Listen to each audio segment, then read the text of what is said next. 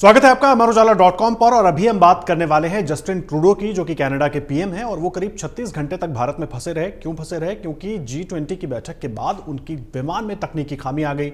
उसके बाद वो 36 घंटे तक भारत में रहे और खास करके सोमवार का पूरा दिन उन्होंने ललित होटल के अपने कमरे में ही गुजारा। और इसको लेकर कई कयास लगने लगे, क्योंकि G20 को लेकर के भी कई सारी बातें ऐसी हुई, क्योंकि G20 के अलग अलग कुछ इवेंट्स में जो सूत्रों के हवाले से जानकारी आई, उन्होंने हिस्सा नहीं लिया। एक तरीके से अपने आप को थोड़ा रिजर्व रखते हुए जस्टिन ट्रूडो नजर आए। इसके पीछे की बड़ी वजह क्या थी? और जब उनका विमान खराब हुआ तो उसको लेकर के भी कई सवाल उठे कि भारत सरकार की तरफ से एक राष्ट्राध्यक्ष की मदद को लेकर क्यों नहीं हाथ बढ़ाए गए, क्यों एक सर्द रवैया रहा। ये तमाम ऐसे सवाल हैं जिनके जवाब तलाशने की कोशिश हम सब कर रहे हैं। और संजीव श्रीवास्तव साहब हमारे साथ विदेशी मामलों के जानकार जुड़ गए हैं, उनसे जरा डिटेल में समझेंगे कि आखिर ये पूरा मुद्दा है क्या और क्यों ऐसा हुआ। संजीव सर, बहुत स्वागत है आपका अमर-उजाला.com पर। बड़ा सीधा सा सवाल है, 36 घंटे तक एक राष्ट्राध्यक्ष कनाडा के यहां पर फंसे रहते हैं और एक तो पूरा दिन वो अपने कमरे से बाहर नहीं निकलते हैं, यानी कि सोमवार को आज वो रवाना हो पाए हैं। लेकिन बड़ा सवाल समझने का ये है सर कि दो देशों के बीच इस तरह का सर्द रवैया आखिर क्यों, जबकि जस्टिन ट्रूडो न्यू दिल्ली में ही मौजूद हैं उसके बाद। बहुत बहुत धन्यवाद आदर्श जी, मुझे आपके शो में इनवाइट करने के लिए। और देखिए, भारत और कनाडा के जो वर्तमान समय में जो संबंध है वो कई विषयों की वजह से तनाव में दिखाई देते हैं। और जो सबसे बड़ा जो कारण यह है कि जो कनाडा में जो एंटी इंडिया एक्टिविटीज हो रही हैं, वहां पर जो तथाकथित खालिस्तानी समर्थक हैं, वो लगातार भारत के वहां पर मंदिरों को टारगेट करते हैं। वहां के जो हमारे जो हिंदू कम्युनिटी है उसको टारगेट करने की कोशिश करते हैं। भारत के जो एम्बेसी के जो टॉप ऑफिशियल्स हैं उनके पोस्टर्स निकाले जाते हैं, उनको जगह जगह चस्पा किया जाता है, उन्हें धमकियां दी जाती हैं और अनेक तरीके की जो भारत विरोधी नारे प्रदर्शन वगैरह वहां पे चल रहे हैं। और जिसको कि लेकर के भारत सरकार ने लगातार जस्टिन ट्रूडो की सरकार से ये अपील की, रिक्वेस्ट किया, अर्ज किया कि उनके खिलाफ इस तरीके की एंटी इंडिया एक्टिविटीज के विरुद्ध सख्त से सख्त कार्रवाई करें, स्ट्रिक्टेस्ट पॉसिबल एक्शन लेकर के कनाडा की सरकार दिखाए। लेकिन कनाडा की सरकार ने अब तक वो जो एक्शन लेना चाहिए था ऐसे एंटी इंडिया एक्टिविटीज के खिलाफ वो अभी तक नहीं लिया है, जिससे कि जाहिर है कि भारत में एक निराशा है और ये जो भारत और कनाडा के संबंधों के लिए अच्छा नहीं है। और आदर्श जी, इसका एक बड़ा कारण ये है कि जो जस्टिन ट्रूडो की जो वर्तमान की सरकार है, वो प्रधानमंत्री जो बने हुए हैं वो एक अल्पमत की सरकार चला रहे हैं। और उस सरकार को पूरा समर्थन लेने के लिए वो एक कनाडा की जो Sikh dominated party new democratic party है उससे उन्होंने टाई अप किया हुआ है। और 170 सीटों की उन्हें आवश्यकता है और उन्होंने 157 पर लिबरल पार्टी जीती थी। लेकिन जो 24 सीटें न्यू डेमोक्रेटिक पार्टी के हैं और जिसके की नेता जगमीत सिंह है, और ये जगमीत सिंह एक ऐसे शख्स हैं जो कि खालिस्तान के जो भी वहां पे तथाकथित एंटी इंडिया एक्टिविटीज चल रही है उससे वो गहरा तरीके का ताल्लुक रखते हैं, लिंक रखते हैं, उनको सपोर्ट करते हैं। यहाँ तक कि जगमीत सिंह ने जो धारा 370 और 35 पे के उन्मूलन के बाद अनेक ऐसी भारत विरोधी गतिविधियों को कनाडा में करने की कोशिश की थी। गुरपतवंत सिंह पन्नू जैसे जो आतंकी है, जो भारत में वांछित है, उनके साथ जगमीत सिंह के संबंध बताए जाते हैं। तो ये जो जगमीत सिंह का उन्होंने जो सपोर्ट लिया हुआ है और उसके माध्यम से वो अपनी सरकार को किसी तरह से चला रहे हैं, उसने जो है जस्टिन ट्रूडो को सांसद पे डाल रखा है। जस्टिन ट्रूडो ये तय नहीं कर पाते कि वो अपने भारत के साथ संबंधों को कैसे मैनेज करें। और ऐसा लगता है कि अपने डोमेस्टिक पॉलिटिकल कंपल्शंस की वजह से, अपने डोमेस्टिक पॉलिटिकल वेस्टेड इंटरेस्ट की वजह से वो भारत के संबंधों को दांव पे लगा रहे हैं। और मुझे लगता है कि ये पूरे कनाडा की इमेज के लिए अच्छा नहीं है। कनाडा को यदि भारत से संपर्कों को, संबंधों को अच्छा बनाना है तो भारत सरकार का जो रिक्वेस्ट है कि जो एंटी इंडिया एक्टिविटीज है, जो तथाकथित जो खालिस्तानी समर्थक वगैरह हैं, उनके खिलाफ सख्त से सख्त एक्शन लेकर। ये अहम बात आप कह रहे हैं संजीव सर। इसमें एक चीज़ वो और मैं ऐड करना चाहूँगा, क्योंकि अगर ट्रूडो के शासनकाल पर हम ज़रा गौर करें तो व्यापार समझौते जो थे भारत के साथ बिना किसी बातचीत के अचानक उसको निरस्त कर दिया गया, वो उसको लेकर के भी एक विवाद रहा है।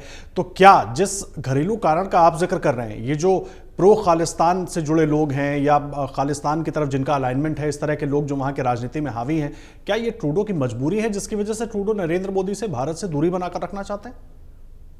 जी जी, ऐसा लगता है। वो दूसरा वाला जो आपने इशू अभी उठाया, मैं उसके ऊपर भी आना चाहता था कि जो ट्रेड निगोशिएशंस चल रहे थे उसको भी अब जो है वो ठंडे बस्ते में चला गया है, और इसके ऊपर भी अब अनिश्चितता है, उसको स्थगित कर दिया गया है। तो ये जो अनेक जो विषय इस तरीके के आ रहे हैं, कंटेंशियस मतभेद वाले जो विषय हैं, उसके पीछे ट्रूडो की जो पूरा अप्रोच है, और उसकी वजह से जाहिर है कि जैसे कि मैंने कहा कि उनकी जो राजनीतिक मजबूरियां हैं, उसकी वजह से संभव है कि वो इस तरीके के भारत के साथ अपने संबंधों को तनावग्रस्त करते जा रहे हैं। लेकिन आदर्श जी, मैं यहाँ एक बात कहना चाहूंगा कि जब आप किसी राष्ट्र के प्रधानमंत्री होते हैं या राष्ट्रपति होते हैं, हेड ऑफ स्टेट या हेड ऑफ गवर्नमेंट होते हैं, तो ऐसे में आपको अपने नैरो पॉलिटिकल इंटरेस्ट के आधार पर अपनी विदेश नीति और रक्षा नीति को संचालित करने से बचना चाहिए। कनाडा एक ऐसा राष्ट्र रहा है जिसकी इमेज बहुत एक लिबरल इमेज रही है, एक बहुत ही सॉर्ट आफ्टर डेस्टिनेशन रहा है। भारत में अनेक लोग जो है कनाडा जाना चाहते हैं, वहां पर पढ़ाई करने के लिए हमारे छात्र जाते थे। लोग टूरिस्ट डेस्टिनेशन के रूप में भी कनाडा एक बहुत अच्छा जो है शुरू से ही प्लेस रहा है। लेकिन कनाडा जिस तरीके से अभी भारतीयों के विरुद्ध जो है कार्रवाई कर रहा है, जिस तरीके की एंटी इंडिया एक्टिविटीज को अलाउ कर देता है, और सारे रिक्वेस्ट के बावजूद भी वो कोई एक्शन लेकर के नहीं दिखाता, उससे कनाडा की जो छवि है वो नकारात्मक होती जा रही है। और इस कनाडा की सरकार जो एक्शन नहीं ले रही है, उसके पीछे उनकी जो राजनीतिक मजबूरियां ही जो है सबसे बड़ा कारण दिखाई देती हैं। और जस्टिन ट्रूडो, हालांकि जहां तक उनकी भारत की विजिट्स की बात है, तो जब 2018 में उन्होंने जब एक विजिट की थी, तो भी एक बहुत ही लंबी विजिट थी, और वो उस विजिट के दौरान भी उनको जो है अनेक दुश्वारियों का सामना करना पड़ा था। तो भारत की विजिट्स उनकी अभी तक जो रही है वो बहुत अच्छी नहीं रही है, और ये वाली जो विजिट अभी G20 के महासम्मेलन में शामिल होने वाली जो विजिट थी, वो भी जाहिर है कि अपवाद नहीं है, वो भी अच्छी विजिट उनकी नहीं कही जा सकती। उनको अनेक दुश्वारियों का सामना करना पड़ा, उनका विमान भी ब्रेक डाउन हुआ, और फिर एक कनाडा के जो आर्म फोर्सेस थे, उन्होंने किसी तरह से नए विमान की व्यवस्था की, और वो आज किसी तरह से वहां पे अपने वतन वापस लौट पाए। सर, उसमें तो ये भी विवाद हो गया कि रोम की तरफ जो खास करके जो एयर रूट है उसको भी चेंज किया गया। पहले रोम की तरफ से आना था विमान, फिर कहा गया लंदन की तरफ से आएगा, इसकी वजह से और टाइम लग गया उसमें। उस पर भी चर्चा करेंगे, लेकिन एक बात मैं समझना चाहूंगा, खास करके देखिए कनाडा में भी वहां का मीडिया भी सवाल उठा रहा है। टोरंटो सन ने क्या लिखा, टोरंटो सन ने अपनी रिपोर्ट में लिखा है कि दुर्भाग्य से ट्रूडो को लगता है कि मोदी की जो घरेलू नीतियां हैं, यानी भारत की जो घरेलू नीतियां हैं, उसका असर ट्रूडो को अपने जो राजनीतिक भविष्य है उस पर पड़ता हुआ दिख रहा है, और शायद इसीलिए वो दूरी बनाकर रखना चाहते हैं और दूसरी तरफ मोदी से सामना भी करना चाहते हैं। तो ये दो परिस्थितियां तो एक साथ नहीं चल सकते। बिल्कुल नहीं चल सकती, और इस तरीके का अगर अप्रोच ट्रूडो रखेंगे तो जाहिर है कि भारत से उनके संबंध और अधिक तनावग्रस्त हो सकते हैं। ये जो प्राइम मिनिस्टर मोदी के नेतृत्व का नया भारत है, वो चाहे वो आतंकवाद हो, चाहे वो अतिवाद हो, उसके प्रति जीरो टॉलरेंस की पॉलिसी पर चलता है।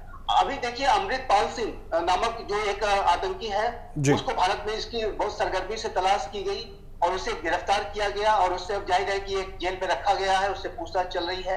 जो अनेक ऐसे जो एंटी इंडिया एक्टिविटीज थी, चाहे वो लंदन में हो, जहां हमारे हाई कमीशन पर जो है इस तरह के तथाकथित खालिस्तानियों ने हमला किया, वहां पर हमारे जो झंडे को उन्होंने उतारने की साजिश रची, उसके विरुद्ध भी भारत ने बड़ा एक्शन लिया, और NIA को जांच सौंप दी गई है। NIA की जो टीम है वो लंदन में जाकर के इसको पूरा इन्वेस्टिगेट भी कर रही है। कनाडा में जो एक्टिविटीज हुई हैं उसके ऊपर भी भारत का अप्रोच जीरो टॉलरेंस का है। हम इस तरह की एंटी इंडिया एक्टिविटीज को विदेशी धरती से स्वीकार नहीं करेंगे, उसके प्रति हमारा जीरो टॉलरेंस का अप्रोच है। लेकिन जो सहयोग कनाडा की सरकार को, भारत सरकार को देना चाहिए था, हमारी इंटेलिजेंस एजेंसीज को देना चाहिए था, वो अभी तक नहीं मिल पाया है, अभी तक नहीं दिया गया है। और जाहिर है कि ये जो एक कोल्ड अप्रोच जो ट्रूडो सरकार का है, कि वो कहते हैं कि फ्रीडम ऑफ एक्सप्रेशन हम अलाउ कर रहे हैं, फ्रीडम ऑफ असेंबली अलाउ कर रहे हैं, वगैरह वगैरह। और अभी जस्टिन ट्रूडो ने भारत में भी जो अभी बयान दिया है, उसमें भी उन्होंने इस बात को फिर से कहा है कि freedom of expression, freedom of assembly जैसे वैल्यूज की उन्होंने बात की। लेकिन ये जो एक्टिविटीज हैं, ये फ्रीडम ऑफ एक्सप्रेशन या फ्रीडम ऑफ असेंबली जैसे जो मूल अधिकार किसी भी लोकतांत्रिक राष्ट्र के नागरिकों के पास होते हैं, उससे अलग है।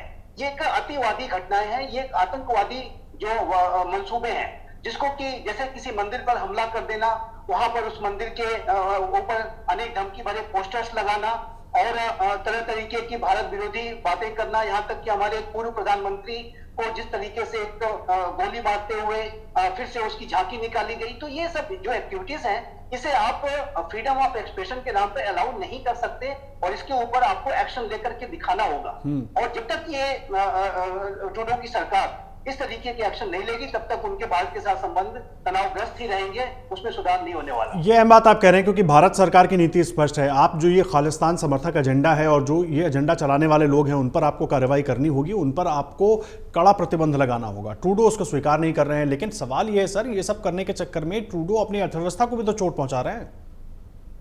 निसंदेह वो अपनी कॉस्ट पे, अपने पेरिल पे, जिसको अपनी हानि के आधार पर ही वो ऐसा कर रहे हैं। वो अपनी सरकार को तो चला पा रहे हैं, ठीक है, वो एक न्यू डेमोक्रेटिक पार्टी नामक जो संगठन है उससे उन्होंने सपोर्ट किया हुआ है, सत्ता पे तो कुर्सी पे तो वो बैठे हुए हैं, लेकिन वो जो अपनी साख है, अपनी जो क्रेडिबिलिटी है, उसको वो गिराते जा रहे हैं। और खासकर भारत जो विश्व की सबसे तेज गति से बढ़ती हुई अर्थव्यवस्था है, जो विश्व का सबसे बड़ा लोकतांत्रिक राष्ट्र है, और भारत अब विश्व नेता के रूप में उभर भी चुका है। जस्टिन ट्रूडो ने स्वयं इस बात को देखा और अनुभव किया होगा कि जिस तरीके का न्यू दिल्ली डिक्लेरेशन भारत लाने में सफल हुआ है, जिस तरीके से विश्व में भारत अपनी बड़ी भूमिका निभा रहा है, ऐसे में भारत के साथ अगर उनके संबंध खराब होते हैं तो ये कनाडा का ही नुकसान है। और जैसे कि ट्रेड पैक्ट के ऊपर जो नेगोशिएशन चल रहा था, उसको भी अब स्थगित हो गया।